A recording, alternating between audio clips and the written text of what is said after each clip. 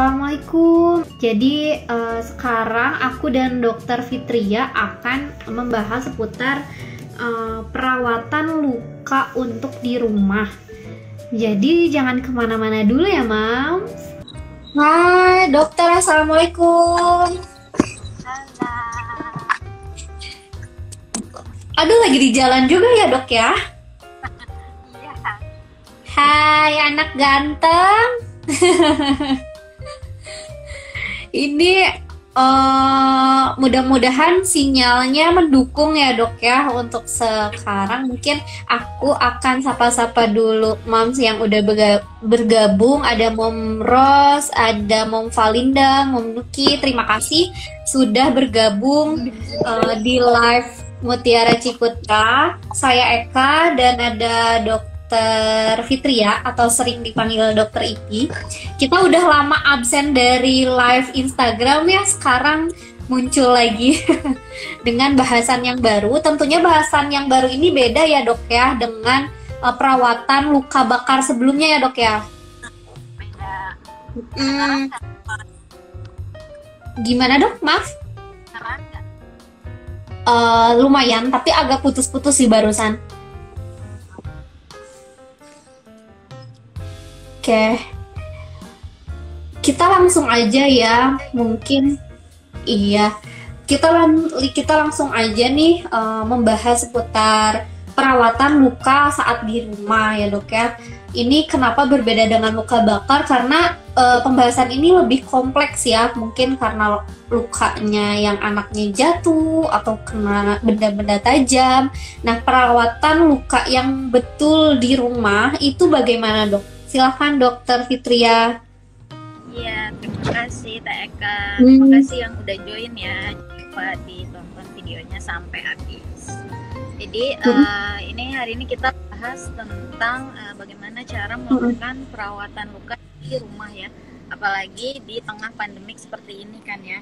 Pasti misalnya kalau terjatuh pasti kan takut langsung ke rumah sakit ya Teh ya. Iya, betul. Pandemi kayak begini.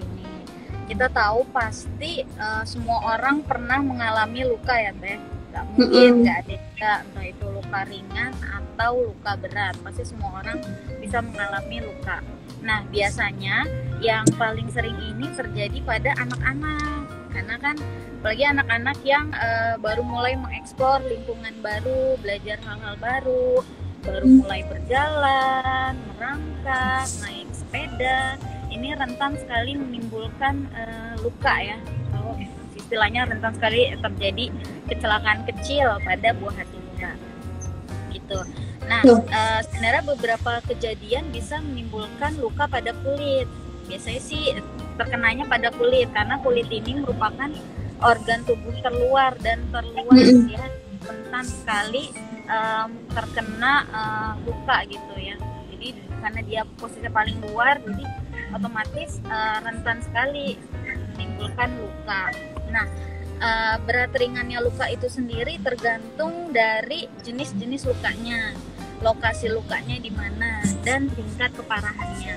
Terkadang ketika ada seseorang terkena atau mengalami kecelakaan kecil, menimbulkan luka, ini terkadang menimbulkan kepanikan dan kekhawatiran yang berlebih, apalagi pada kita misalnya habis terjatuh anaknya terus tiba-tiba berdarah-darah, langsung ibunya panik, nggak ketulungan. Padahal ini bisa kita minimalisirkan kalau kita sudah mengetahui tentang bagaimana cara melakukan perawatan luka yang benar.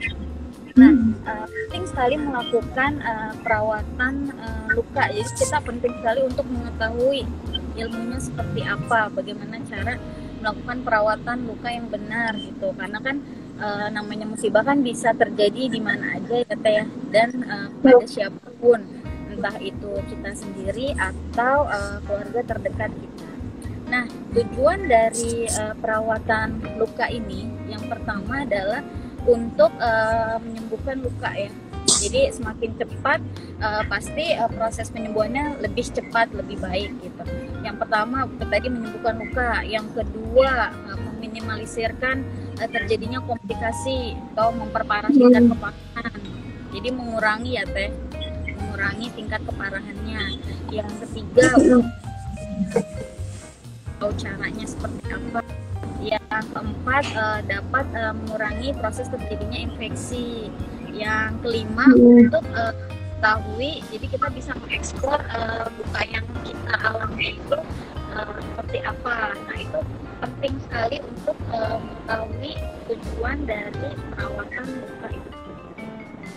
Nah, yang tadi saya jelaskan bahwa berat ringannya kan tergantung jenis-jenis lukanya ya, Teh. Nah, banyak sekali jenis luka, apalagi yang paling sering kita temui di sekitar kita.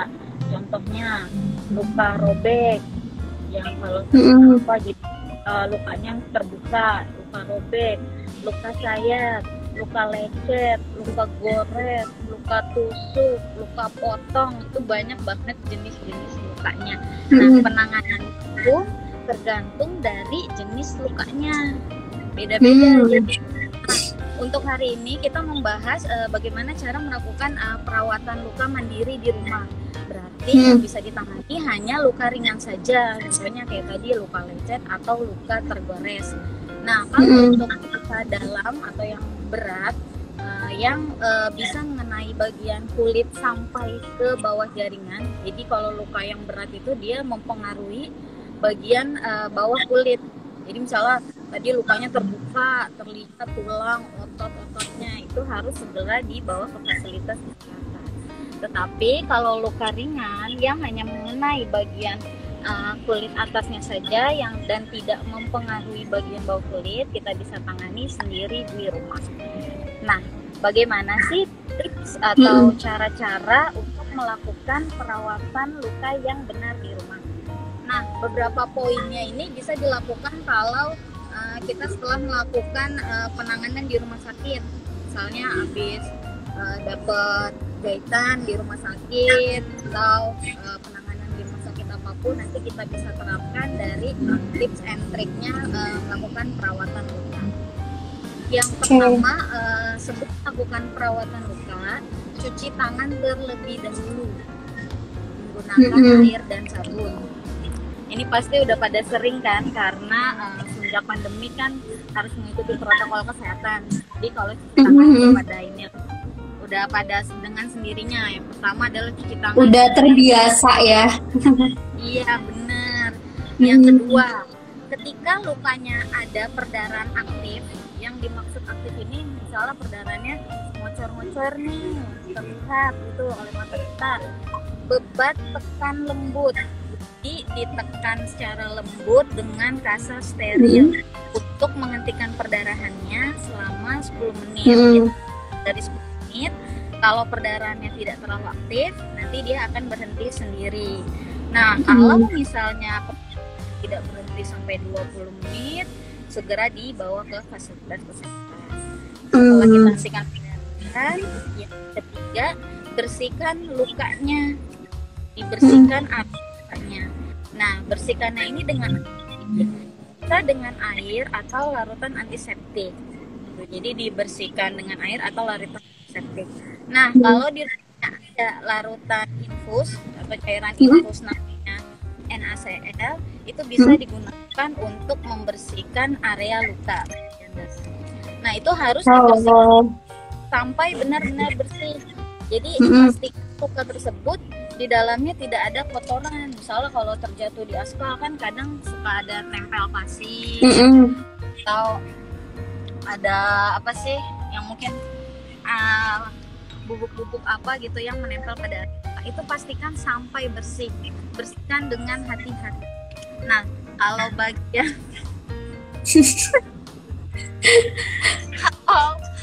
kalau bagian pinggir lukanya ada kotor, misalnya habis jatuh lecet kotor nih, tapi bukan di lukanya aja, di sekitar lukanya, bisa kita bersihkan dengan sabun. Tapi sabun ini jangan dengan apa dok, Mas? Jadi dia hanya membersihkan area sebelahnya aja. Tidak boleh mengenai bagian karena dikhawatirkan teriritasi lukanya. Jadi setelah membersihkan luka dengan air atau cairan antiseptik atau bisa dengan infus NaCl, luka sudah bersih. Untuk selanjutnya kita bisa oleskan gel atau salep antibiotik. Nah, salep antibiotik sebenarnya opsional ya Teh. Kalau dianggap luka sudah benar-benar bersih oleh kita, ya kita udah membersihkan nih, terus dirasa lukanya ringan nih, hanya lecet aja, itu nggak perlu menggunakan antibiotik, nggak apa, nggak perlu menggunakan salep antibiotik. Karena sebenarnya salep antibiotik di perawatan luka itu hanya untuk mencegah infeksi. Jadi bukan menyembuhkan. Dia bisa enggak. Jadi dia fungsinya mencegah terjadinya infeksi lebih lanjut pada luka. Jadi kalau itu opsional, tidak perlu juga apa-apa. Karena memang harusnya kan pakai resep dokter ya kalau untuk antibiotik. Nah, setelah kan tadi yang opsional gel atau krim antibiotik, kita bisa tutup luka. Gimana dok? Maaf dok, suaranya keputus barusan. Ditutup. Lukanya ditutup. Keputus ya Teh? Dari yang mana ya? Ya lukanya ditutup sampai lukanya ditutup. Ya tadi kan yang sebelumnya pemberian salep antibiotik itu opsional ya Teh. Jadi juga nggak apa-apa, diberikan juga dengan indikasi. Nah selanjutnya setelah luka bersih itu pokoknya pastikan lukanya bersih. Setelah bersih kita boleh tutup lukanya.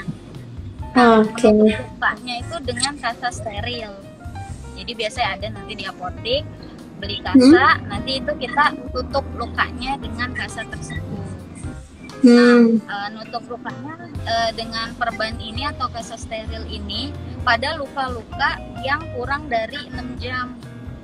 Jadi kalau misalnya baru jatuh, udah bersih, boleh ditutup, boleh. Tapi kalau misalnya sudah seharian penuh, udah lebih dari 24 jam, atau luka dengan nanah, itu harus konsultasikan terlebih dahulu ke dokter. Jadi tidak boleh ditutup terlebih dahulu. Jadi kalau lukanya baru, mau ditutup boleh, enggak juga nggak apa-apa. Sebenarnya yang penting sih prinsipnya luka itu bersih. Pokoknya dibersihin dulu ya dok ya.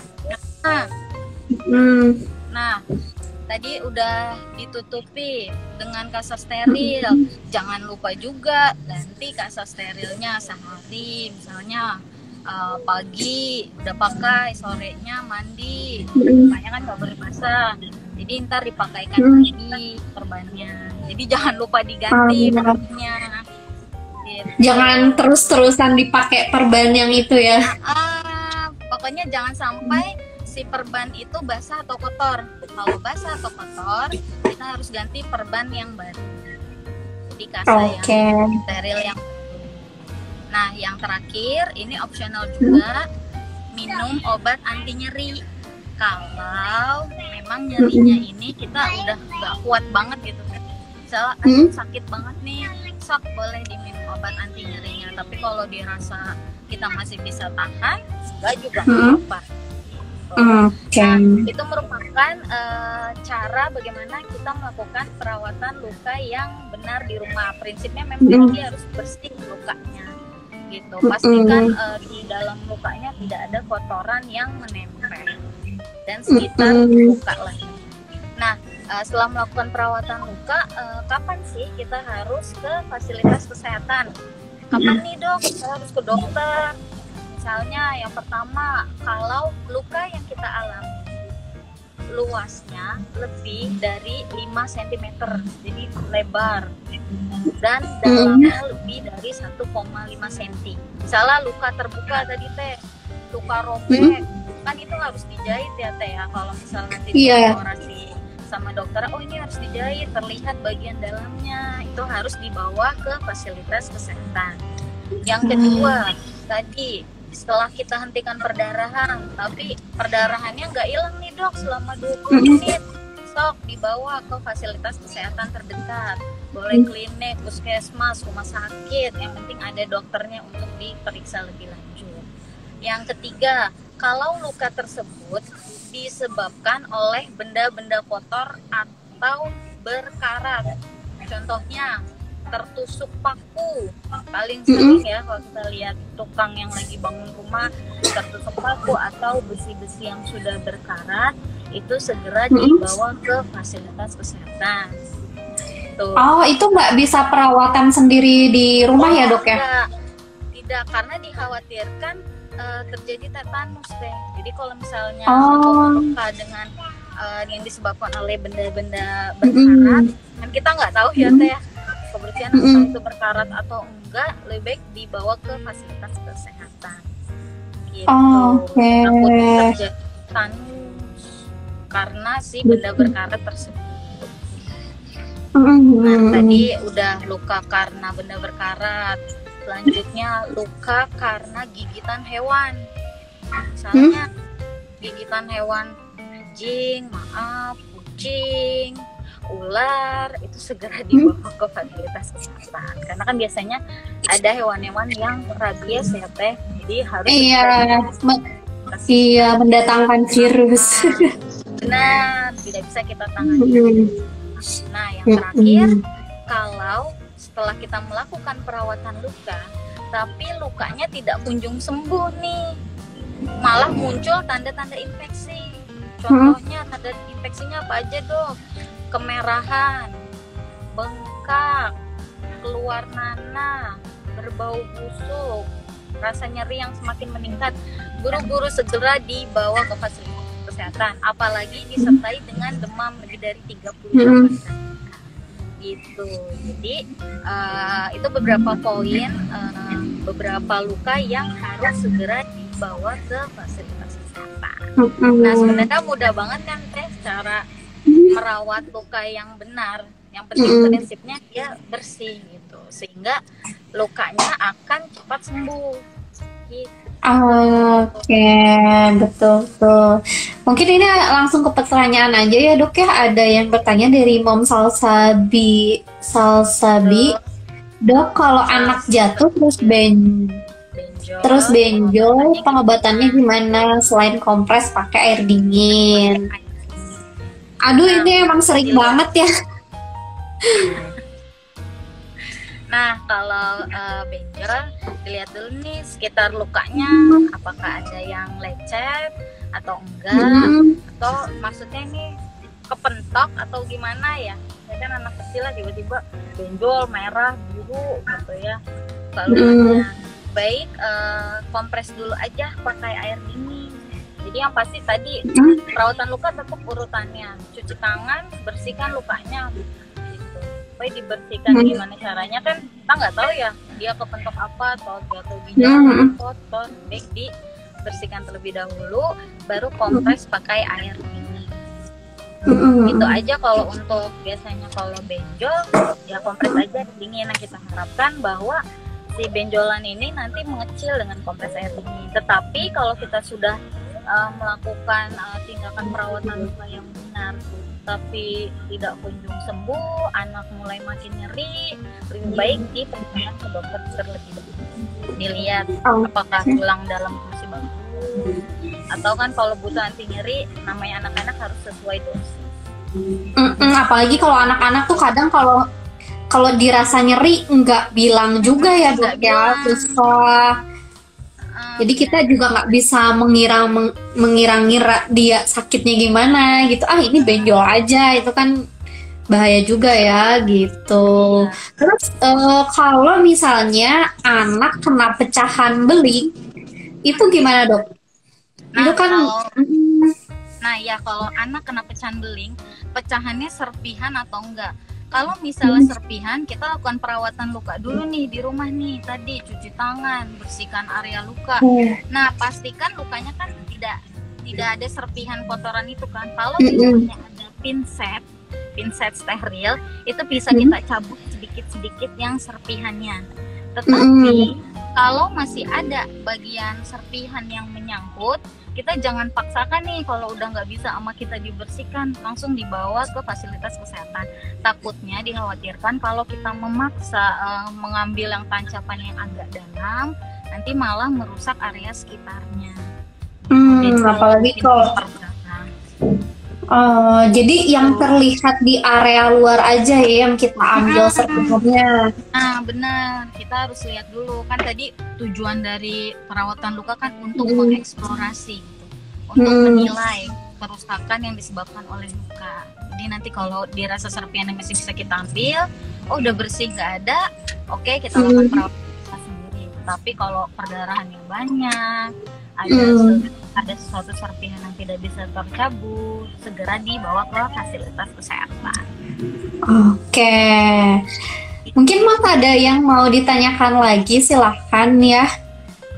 Kalau mau ditanyakan lagi di sini, tapi kalau misalnya Mams yang ketinggalan dari awal pembahasan saya dan juga Dokter Ipi, nanti bisa lihat di feed IG TV-nya Mutiara Ciputra aja.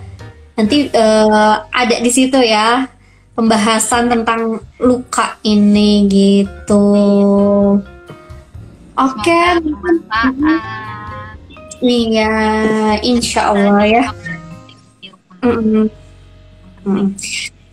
Oke, baik. Mungkin gitu aja ya dok ya. Ada yang disampaikan lagi? Udah sih, untuk yang lain-lainnya kalau butuh eksplorasi atau luka yang lebih dalam itu paling ke fasilitas kesehatan. Tadi luka robek, luka tusuk, lebih baik ditangani di fasilitas kesehatan gitu. Dan untuk penyembuhannya tiap orang pasti berbeda-beda ya Teh. Tergantung pola makannya gimana, tergantung cara perawatan lukanya seperti apa. Jadi ada yang lukanya cepat sembuh, ada yang agak lama. Jadi tiap orang berbeda-beda, tidak dipastikan harinya. Kalau si A bisa 3 hari, si B ternyata 7 hari, karena kalau makannya nggak benar, merawat lukanya mungkin nggak benar. Paling nggak bisa dibanding-bandingkan juga ya. Misalnya anak ini, anak saya kemarin 3 hari sembuh kok gitu, nggak bisa juga ya. Bisa dibandingin, tergantung lukanya seperti apa juga. Kalau berat ya wayahnya pasti agak lama daripada luka yang ringan. Oke, gitu aja ya dok ya. Dokter lagi liburan ya ini ya? Aku pulang ke rumah orang tua, ini mau balik lagi. Oh gitu. Oke, mungkin nanti kita ketemu lagi ya dok ya di pembahasan selanjutnya. Silahkan Mom yang mau